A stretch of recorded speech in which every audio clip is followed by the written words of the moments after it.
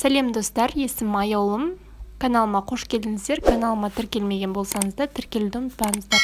Бүгін сіздерге осындай жұмсақ болып шығатын шелпектің жасау жолымен бөлісетін боламын. Ерекшелігі дрожь мүлдем қосылмайды. 10 минуттың ішінде дайын болады. Ол үшін бізге ыдысымызға жылы суымызды құйып аламыз.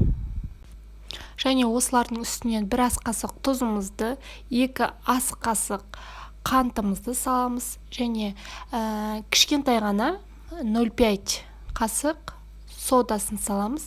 1 жұмыртқамызды жарып, осыған салып шығамыз, және кішігірім сұйық майымызды құйып, барлығы бір масса болғанша жақсылап араластырып аламыз. Біркелкі қылып.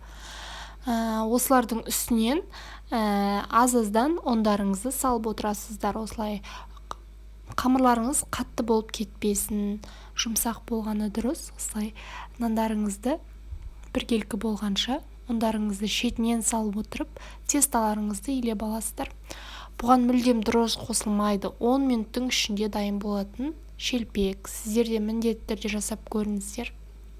Дәл осылай ұндың көмегімен жан-жағын біріктіріп отыра жасап аласыздар. Мінекей осындай теста болып шығады.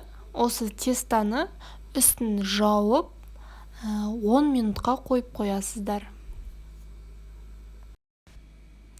Мінекей 10 минутта бетін жауып қойғаннан кейін 10 минуттан кейін осылай тесталарыңызды 7 бөлікке бөлесіздер, 7 шелпекке бөлесіздер. Осылай аз болғандарын бір-біріне қосып араластырып, оның көмегімен алдымен дөңгелек етіп, одан кейін оқтаудың көмегімен үлкен шелпекте болып жасайсыздар. Тесталарыңыз қатты жұқа болып кетпесін, орташа қылып, дәл осы видеодағыдай жасап аласыздар.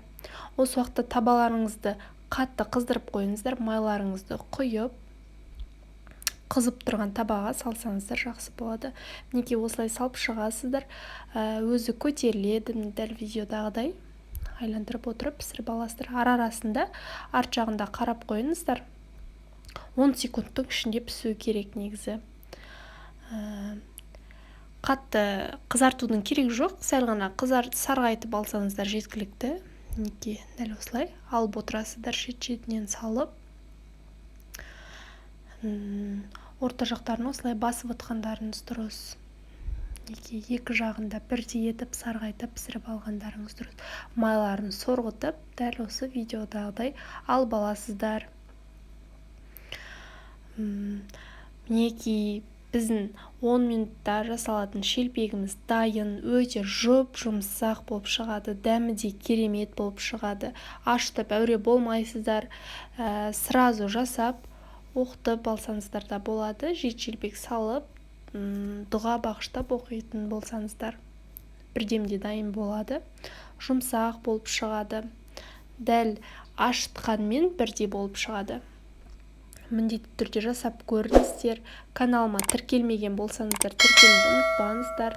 Видео ұнап жатса, пікір қалдырып, лайк басып кетіңіздер. Сіздермен болған Аяулым, менімен бірге болғандарыңызға рахмет.